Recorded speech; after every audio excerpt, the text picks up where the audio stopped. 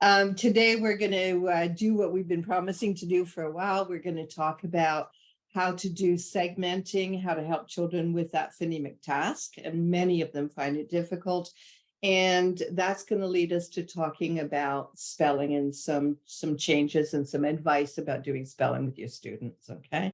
So one of the things I want to talk to you about today is segmenting and doing segmenting as a more concrete activity than the abstract activity it is in the phonemic list. So you're going to use the same list, but I want to show you how to do it in a concrete way.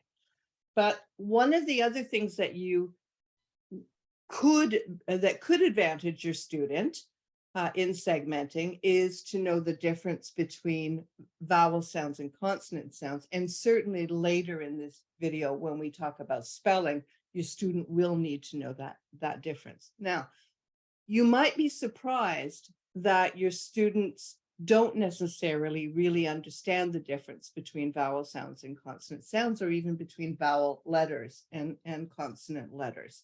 And so it would be worth taking some time to see if they know that.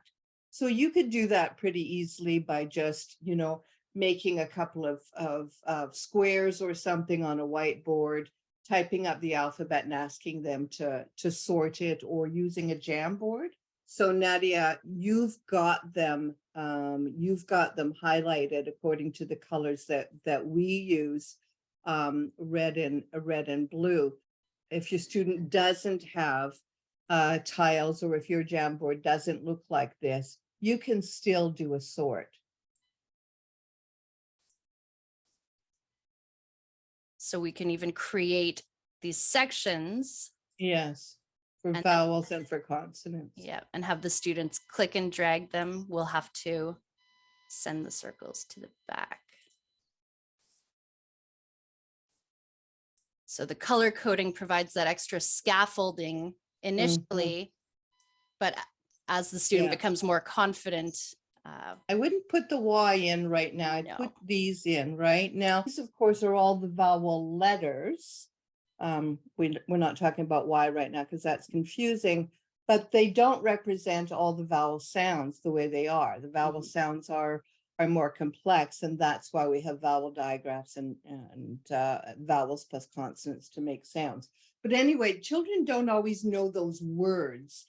And don't be surprised when you try to teach them how to say consonants that they give you back continents, right? So that's a bit of instruction too.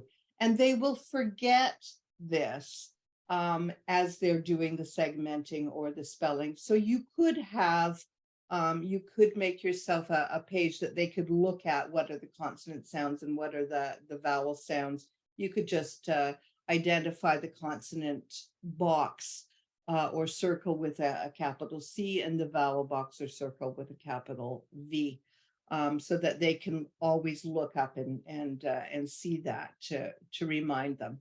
When you first begin a segmenting task with a student, when it's two phonemes in a word, so let's say it's the word at. If the child doesn't know how to segment, it's pretty easy to use your fingers and say, this is at, and I can split up the two sounds. I can separate the two sounds. So here's my vowel sound, ah, and here's my consonant sound, ch. Please remember to reduce the schwa sound on your consonants where you can. Don't say ta, ch, ah, ch. And this way you can teach them to segment. And don't be afraid to use a list or two over several days to teach segmenting, and then you can start your assessment, your ongoing assessment of their ability to segment using lists 3 or 4, whatever it is. So there's at, there's do. Now it's consonant first, d, oo. Notice we're not talking about spelling at this point. We're just talking about sounds. So once you've taught that a bit, then you can get the child to represent that using blocks or Lego. And if you happen to have, if your student happens to have blocks or Lego that are in the same colors as the letters that we use, blue consonants and red vowel sounds, perfect. then they can do that segmenting with those blocks. Now, what Nadia is going to do right now, she's going to lower her screen so that you, the teacher, can see what she's doing. So I'm going to ask Nadia to, there you go, to separate her consonants and her vowels. Again, we're just reinforcing that they're two different kinds of letters. One of the things that you might find as you ask children to build words, because that's what you're going to ask them to do, rather to segment the words, build them and segment them, is you're going to find perhaps that they don't know where to start, or that they don't realize that it matters where they start. And so many of my students, because I work with little ones, but many of my students have stuffies close by. So if your student has a stuffy, you could ask them to put it there on the left-hand side, and they start building from where the stuffy is. If they don't have a stuffy, it could be a water glass, it could be a pencil, something to indicate where they build. And over time, of course, you want to reduce the reliance on the stuffy. Although if your student really wants their stuffy there, what do you care, really? So what you'll do then is you'll say a word and ask the student to build it. So Nadia, can you please say at? At. Now, can you build at, please? Very good. Now, what I don't find is that most students say the sounds as they build it, and I don't worry about it. In fact, in some ways it's good if you don't, because you're going to make them focus on those sounds. When you now say to them, please touch each sound in order and tell me the sound. Very good. Now, what you might have a student do is very quickly sweep their finger from one to the other and just go at. That's right. And then you can't tell, and neither can they tell, or neither is it being reinforced. So in order to reinforce that, I ask my students to separate those cubes a little bit more. And now we've got a very visual, very concrete example of two separate sounds. So now would you please touch each sound in order? Beautiful. Good. Be careful with your instructions. You have to say the sound. Thanks for correcting me, Nadia. Okay. So now they've taken the words you've said and they've segmented it. And please ask them not to put anything away until you tell them to, okay? Because you might want that for any number of reasons. You might want that. So you've got and you've got t. So what word is that, Nadia? At. Very good. Okay. So can you put those away now, please? Okay. So now let's make the word more challenging. Let's say the word is bus. Say bus. Nadia, will you say bus? Bus. Okay. Would you build bus, please?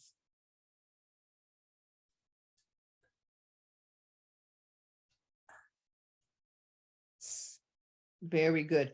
Now, would you touch each one of those cubes and tell me the sounds, please? S. Excellent. What word does that make, Nadia? Bus. Very good. Now, would you put those cubes away, please? Now, I'm going to say a new word, and let's see if our student can get this or if our student is fooled by spelling. Say use, Nadia. Use. Now build use, please. Use.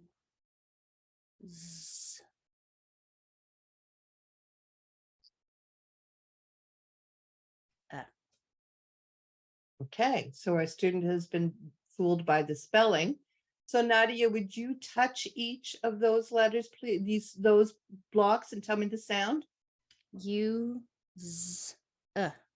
Very good. Now, when I say use, please use a pencil. Do I say user or do I just say use? Use. Which one of those sounds don't you need? That's right. Because what made you think that we needed an there? Can you picture that word in your mind? Yeah, it ends in an E. That's right, it does. And good for you for knowing that. But when we're doing our work with these blocks and we're thinking about sounds, we just want the sounds that we hear, okay? Okay. We'll talk later about how to spell these words. Okay. So another mistake that you might have seen, folks, is that your student might have started that word with a blue block. Can you put a blue block at the beginning of that word? And the reason that they would have done that is because they hear y before oo, and they're not wrong. They're not wrong. So if they put y before oo, that's actually correct. Okay. And then the rest of it, that's spelling knowledge. Another mistake that the student might have made is in identifying the last sound, the z, by its spelling. So telling you y, oo, s, because they picture that that's an S.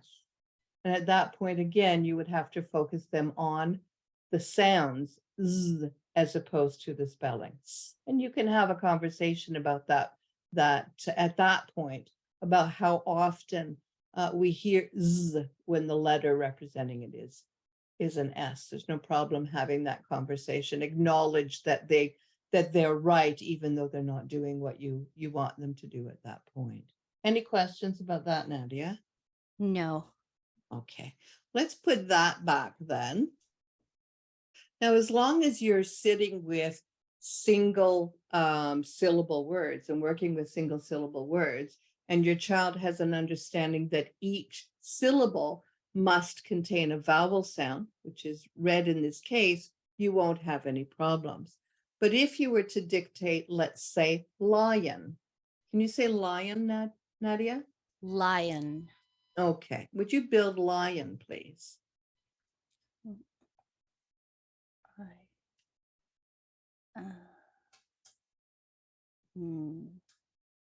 Well, that's terrific. That's absolutely terrific. I'm not sure all students would have been able to do that. I think you might have gotten L-I-N. You might have got L-I-N. You might have gotten that. Yeah. Lion. More lion. Absolutely. Absolutely. And so again, you have to talk about where those sounds really are. So if you can move that middle cube out, okay? And so now what you can do is reinforce the fact that if there are two reds that are not working together, she hasn't put them together as one sound, that you have two syllables. And you can ask the student to separate the two syllables here. Can you move those two syllables apart? Really, very good. Okay. So now you can say, can you please touch the sounds in your first syllable and say the sounds as you touch them? I. Very good. And in your second syllable? Very good. And Nadia, if the child were working by spelling, how would they identify the sounds in the second syllable? Very good. And then what you would say to them is, you got it. You've got it. You've got the right letter in there, but let's pay attention to the sound. Do we say lie on or do we say lion? Lion. Yeah, that's right. That's how we say it. And you're right about the way it's spelled. It's just that the second syllable isn't pronounced as hard as the first syllable. So the vowel sound changes a bit. Very good for being able to do that. Thank you. All right. So yeah, would you put those away for right now, please? Terrific. Okay. Now, what happens if I ask a student to build, let's say my student has no difficulty building like this. That's a 4 phoneme word. Now let's go back to a 3-phoneme word that has some complexity to it. Now let's think this. Nadia, will you say this? This. Okay, would you build this, please?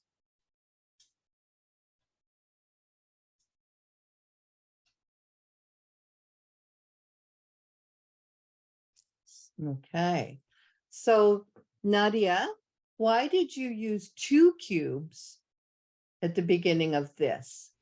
Well, the is 2 letters, but they make one sound. Aren't you clever? Aren't you clever? All right. Would you please touch each of those cubes and tell me the sound? S. Perfect. All right. So now, folks, what we have is we have the beginning of the integration of spelling and segmentation. Okay.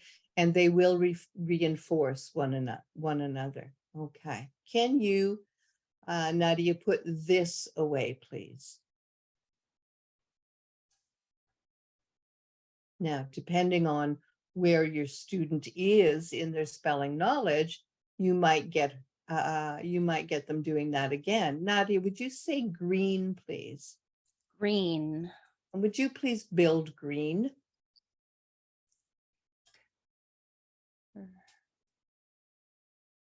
E. E. N. All righty. Can you touch those, please, and say the sounds? G. R. E. N.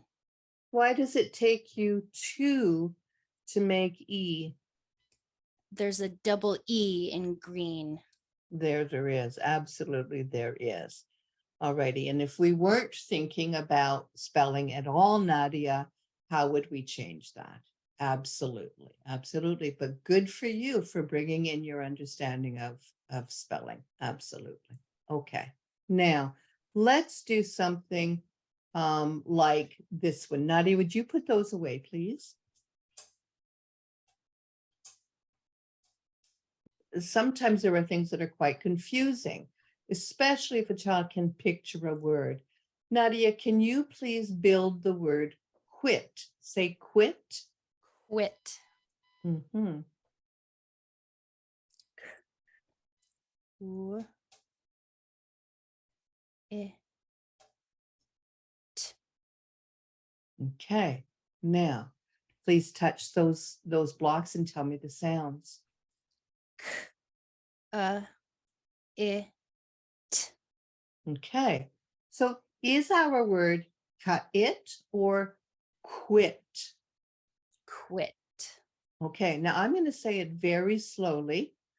And I want you to see if you can hear another consonant sound. Quit. Quit. Ooh. Ooh. That's right. Okay. All righty.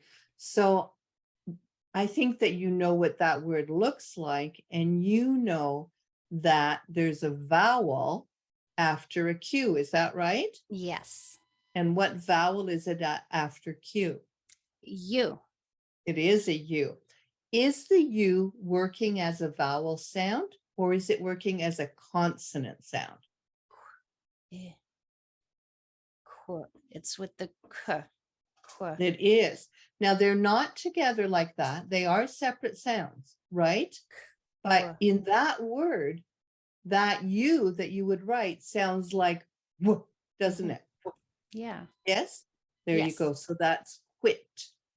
Quit. All righty. That's right. Touch them again. K. W. I. T. Very good. Very good. All righty. It. Nicely done. All righty. So, okay, I think having built quit, maybe this is a good time to go to our snowman hangman activity. I was recently introduced to the idea of snowman as an activity that is more politically correct and sensitive than hangman. But I have always used hangman, now snowman, to teach and reinforce spelling. So we will put the link in this video or somewhere. Nadia will put it on the website, but it's just www.hanginghyena.com/snowman.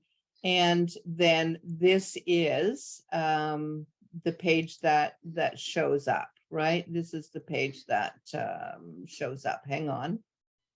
Can you see it now? I can.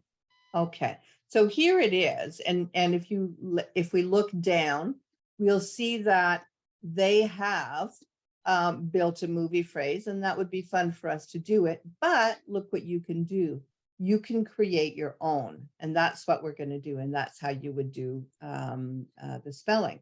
So let's say that your student were having difficulty with that QU. So you can build your own word here and then give a hint.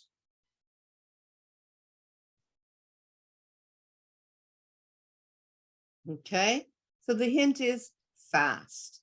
And although you might think it's not a good idea to give them a hint that's so obvious, the point is not necessarily the game, but really the reinforcement of spelling. So the sooner they know what the word is or think they know what the word is, the sooner that you'll get to the spelling and you'll be able to do more spelling.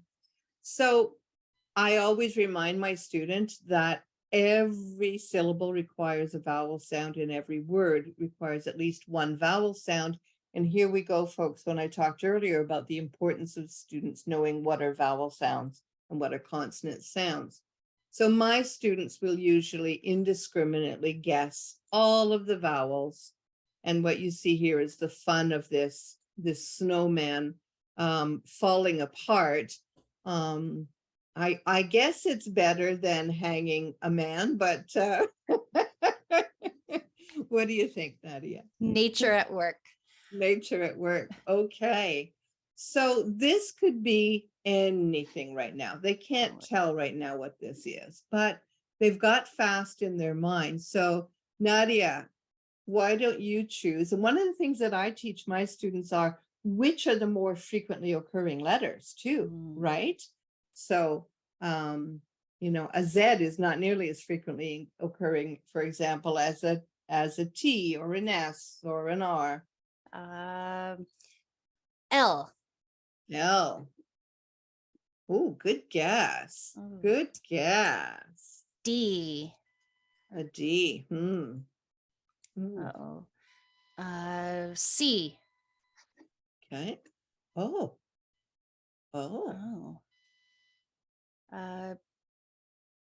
B. A B? Yeah. Okay. Where do you think the B might go? Maybe at the front. You think it might go here? If it went there, what would this say?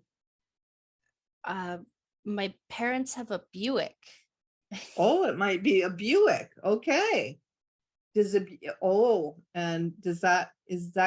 go with the hint of fast? Oh, they don't drive very fast. Quick. Okay. Lee. Y. Okay. Oh, very good. So how does this word have more than one vowel sound? Lee. Quickly. Yes. Two word. Syllables. It does, doesn't it? Absolutely. Yeah. At least 2 syllables. Okay. So at the end of a word that already has a vowel sound, how do we pronounce this? Lee. Lee. So something Lee. Something that's fast. Lee. Quickly. Quickly. All right. How are you going to spell that?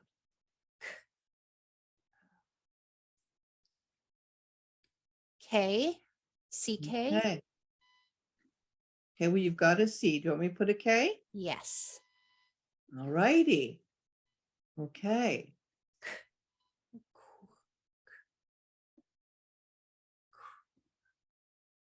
Say quickly again. Quickly.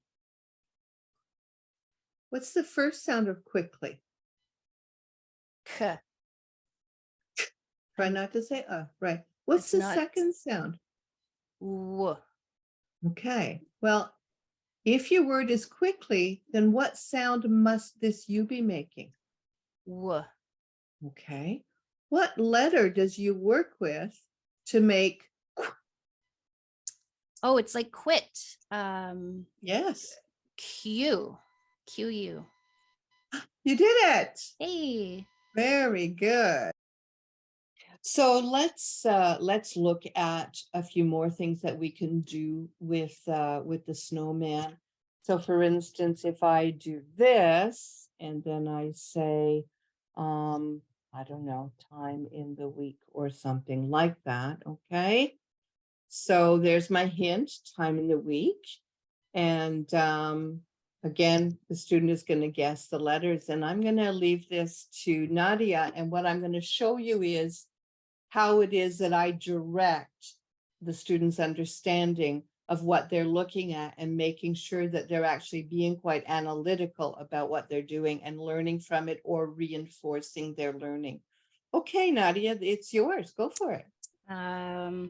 A, E, I, O, U. Okay. Woo, you got two of those. So, Nadia, how many syllables must you have? 2. Okay, you must have two syllables. That's right, because you've got two vowel sounds, right? All righty. Go for it. Week. B, Okay. D. D? Yes, both. Okay, we've Oh. got B and D. Time in the week. So day. Day, very good. Y. Mm-hmm.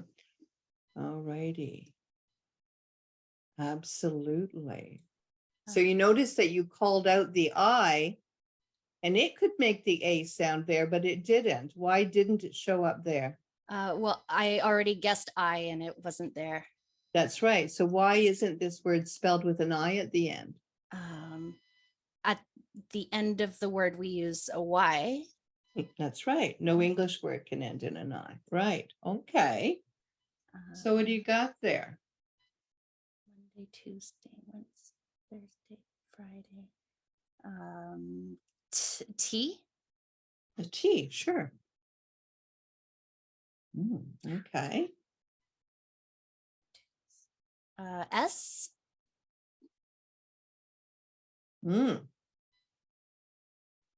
Tuesday or Thursday. No, I already guessed the E. R. So what have you got so far? What does the UR make together? Okay. So say all that part. Thursday. All right. So what word is it? Thursday. Okay. And how are you going to, what's that first sound of Thursday?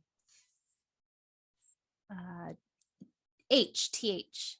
Okay. And what's that sound made? Absolutely. Of course, lots of children will jump in and know right away how to do it. But you will have students, especially younger students, who can't spell the words easily. Okay, they don't have that ability that Nadia has to go through and figure it out. And although we all know she knew it a long time before she showed it to us, but students won't necessarily have that ability. So let's do one. Nadia, close your eyes. And we'll do one that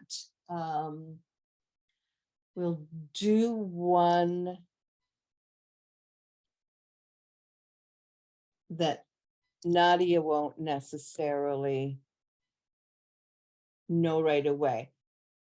All righty. Okay. So okay, go ahead. Go ahead. Oh, no hint. So I didn't give a hint in this case because I want Nadia to actually have to work at this so I can demonstrate how I would work with her. Okay. So this is a student who is either towards the end of the breakout lessons or has finished the first set of breakout lessons. All righty, go ahead, Nadia. A, E, I O U. Wow. Okay. So Nadia, let me ask you a question. Does this word have one syllable or more than one syllable? More than one. And how do you know? There's more than one vowel sound. Very good. Now, because there's at least one vowel sound in the word, what do we know about this E at the end? It's silent. It's silent. Very good. Okay, so you got two vowel sounds and a silent letter there. P.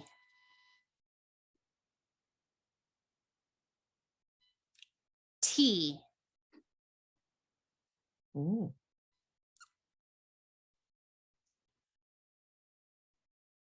H. Mm. Oh, Now let's have a look at that. That's pretty hard to say, isn't it? yes. Yes. HTH. HTH. Are those going to all be in the same syllable? No. No. Okay. S. Oh. So now what do you see? Where would you House. divide this word? Yes, you would divide this word there. And so that means that this is another whole syllable, right? Yes. All Oh, righty. G. G. Oh, I. what? Yeah, that's right. It says I. So what have you got right here? It. And put it all together. It house. Lighthouse. Lighthouse. Okay, Ugh, what? L. Very good. Okay. All righty. Do you want to do one more? One more. Okay, close your eyes and let me think of a word.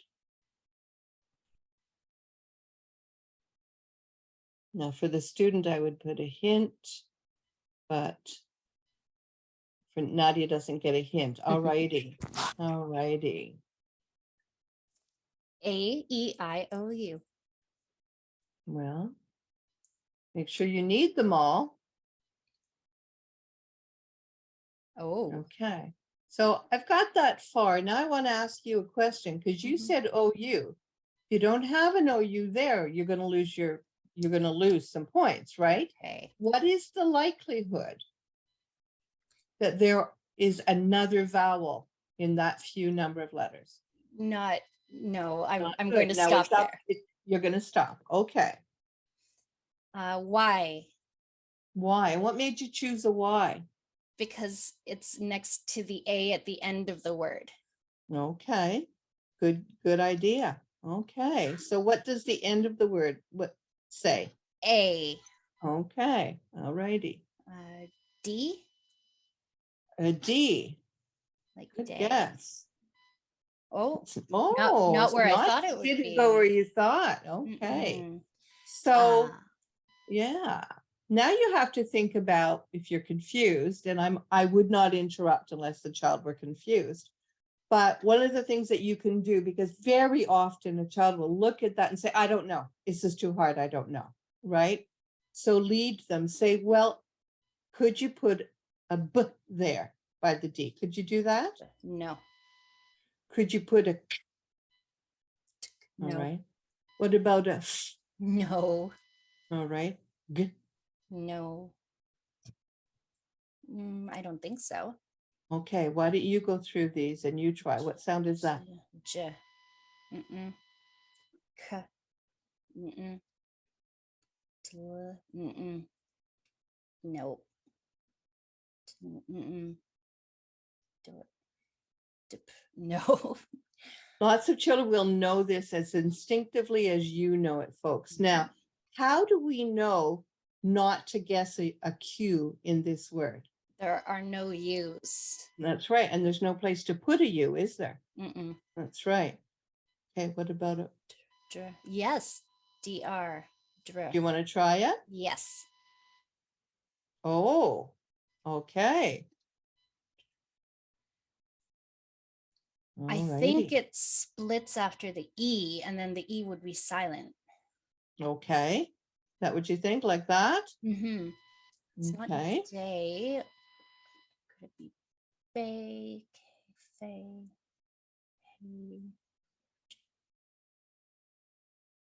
nay, pace,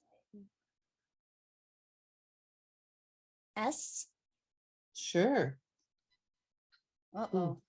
Uh-oh. Tay, way, vey, way, W. A W? Okay. Yeah. Oh. So what does the end of your word say? Way. Now, if this is another word, what do we know about that E? It's silent.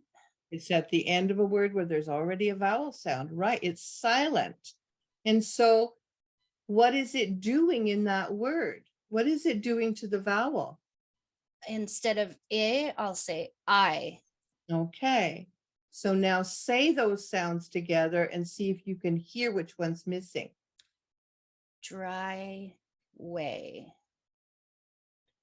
Driveway. Okay. Okay. Which one makes V? V. You got it. You got it. Okay, I think that's it for now. You can use this for anything, folks. You could use it if you wanted to have the student work on, you know, if you were on module 1A and you wanted them to practice those words, you could use that. You can use it in any module. You could use it for any spelling rule that you're teaching, the KCK, the ANG, whatever it is. And it just really focuses their attention on the sounds and the grouping of the sounds. And it's a lot more fun than just writing words out or reading words, you know, often. So one of the things that you will find as you're teaching consonant sounds versus vowel sounds, as you're teaching segmenting as the route to spelling, as you're using snowman, snow person, to build words and to practice, either to reinforce, you know, that AY has to be at the end of the word because we don't use I at the end of a word. You know that that silent E is changing the vowel. So as you're practicing those kinds of things, or you're reinforcing difficult things like the QU making the sound and the U being used as a consonant sound, this works for either of those purposes. But what you find, just like what you just saw, is this takes a lot of time. I know that you are all very conscientious about the amount of time that you allot to each segment of your meeting plan. The important thing is when it's the move of the teachable moment, you need to take the teachable moment and you need to take the time it takes to teach whatever needs to be taught. And if that means that you do very little reading that time, then you do very little reading, right? If what the child needs to know is consonant sounds versus vowel sounds, that's going to take some practice and you're going to have to fold it into your review probably for quite a long time until they've got it.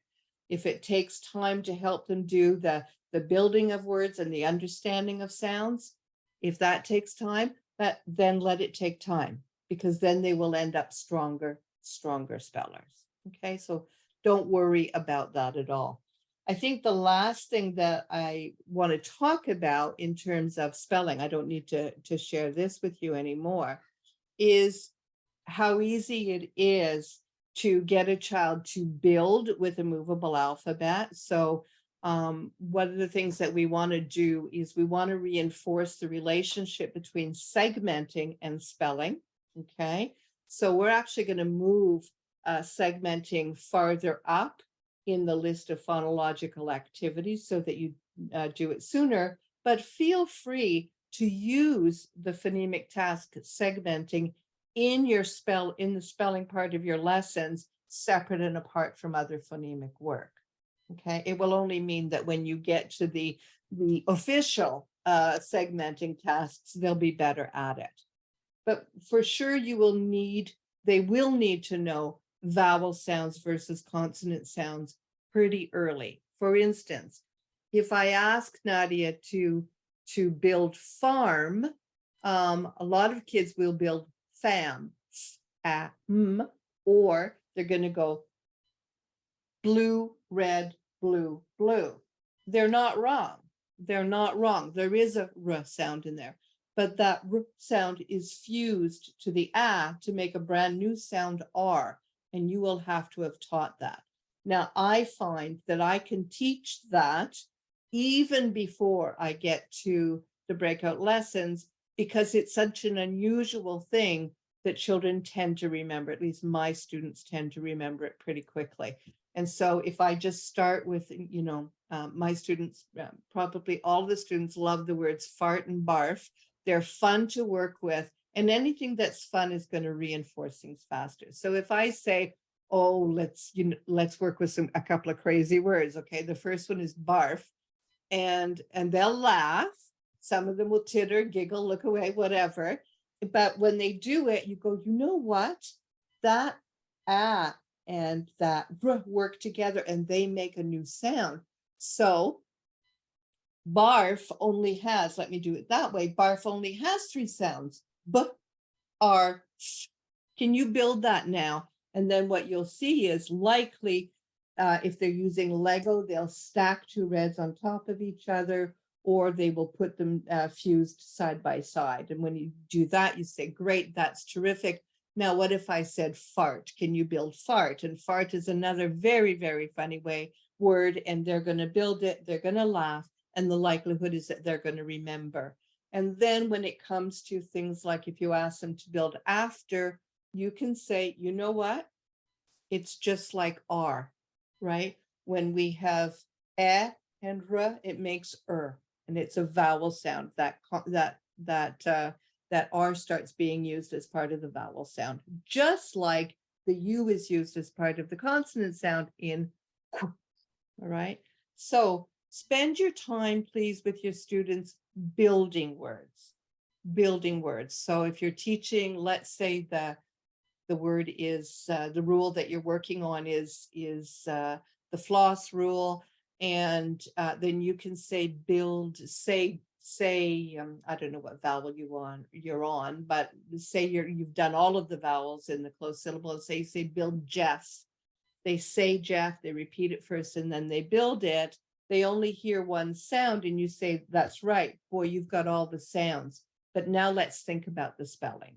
Okay, so how would you change that into letters? Touch each one, say the sounds. Okay, so let's do that together. Nadia, would you put your screen down? And I'm going to ask you to, Nadia, build Jeff, please.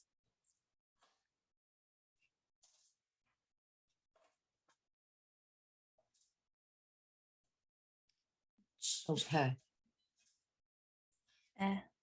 Remember, this is phonemic. Perfect. Right. So now touch each one and tell me the sounds, please. J, Okay. Folks, when your students are saying their sounds, please make sure they're saying them carefully. They sometimes get a little bit misaligned in the separation, and you might get an I for an A or a bit of an A for an F. So just listen to make sure they're saying them properly. J, That's right.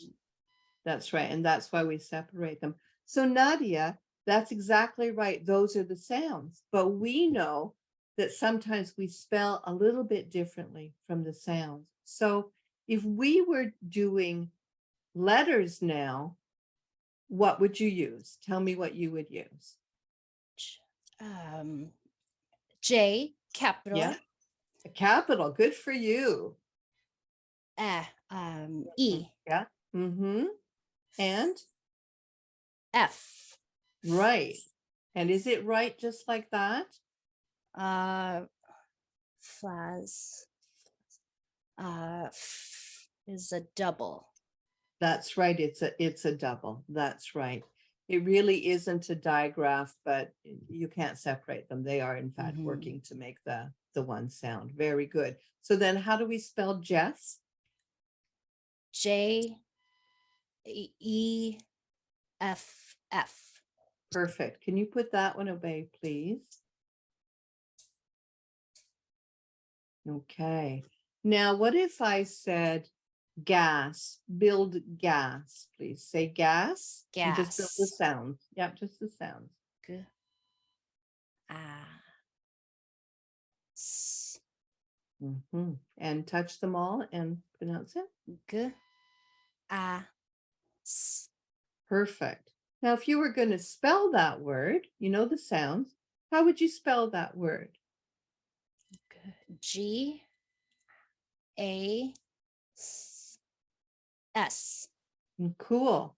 Now, that word ends in an S. And don't we have a rule about words that end in an S? Oh, they're supposed to be double. Okay.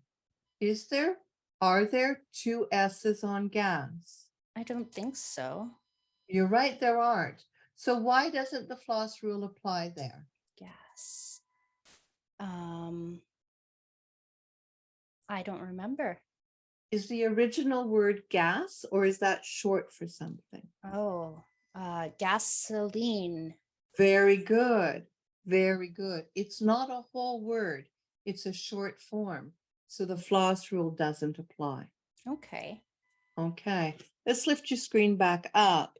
And can you imagine then how much more striking that piece of information is when you had to look at your sounds and I asked you to think about the rule and spell, and then I questioned what you were going to do gently, like I didn't say you were wrong, right? So now you think gas, gasoline, and you're more likely to remember that exception than if you just read it in a list of words that didn't contain the doubled consonant, right? Okay.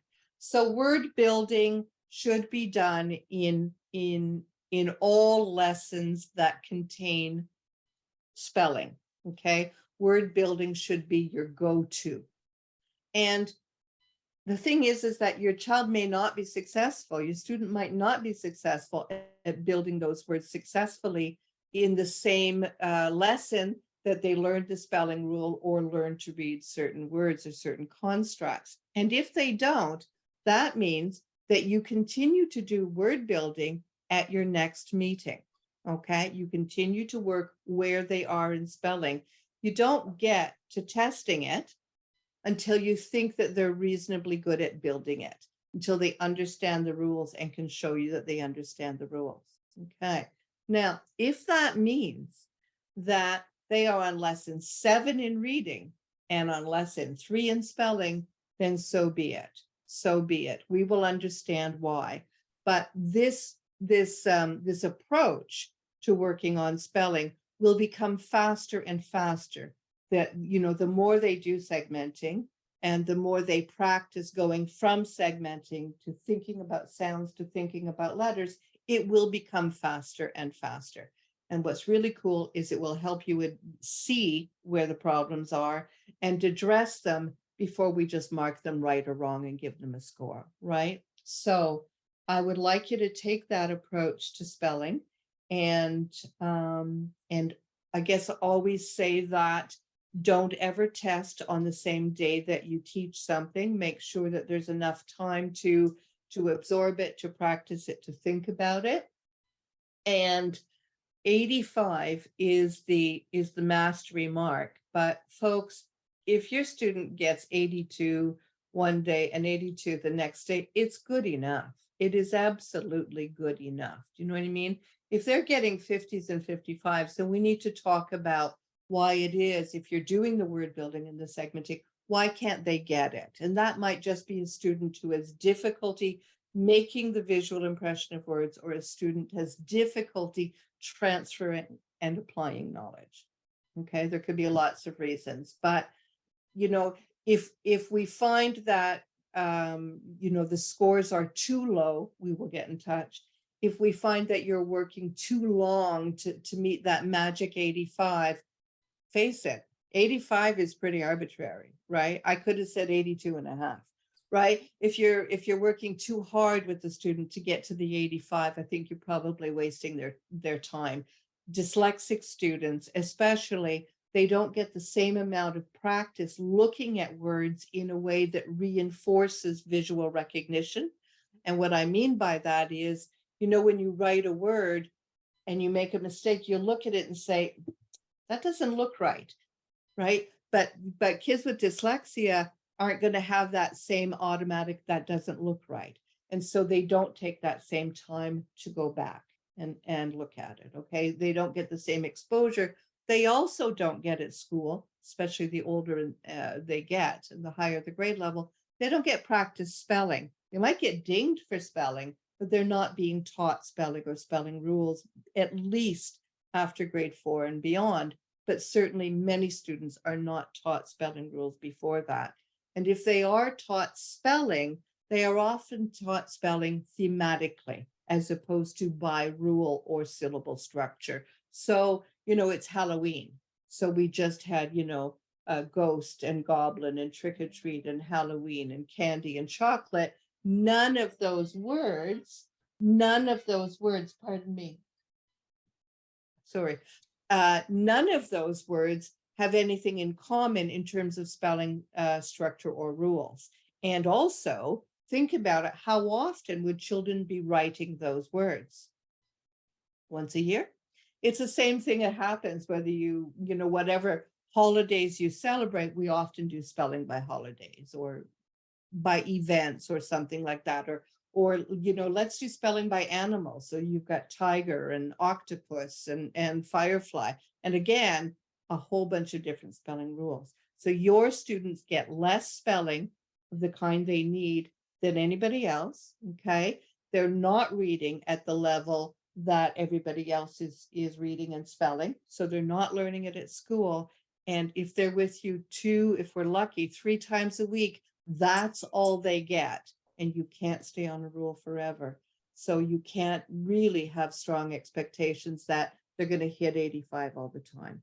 Let's look and see what are their trends and try to keep them close to their trends. And if they happen to be around 72, then let's just focus on 72. Let's make sure that they can spell reasonably with their kind of ability to progress. If they're usually 90s, then 70s shouldn't be accepted from them.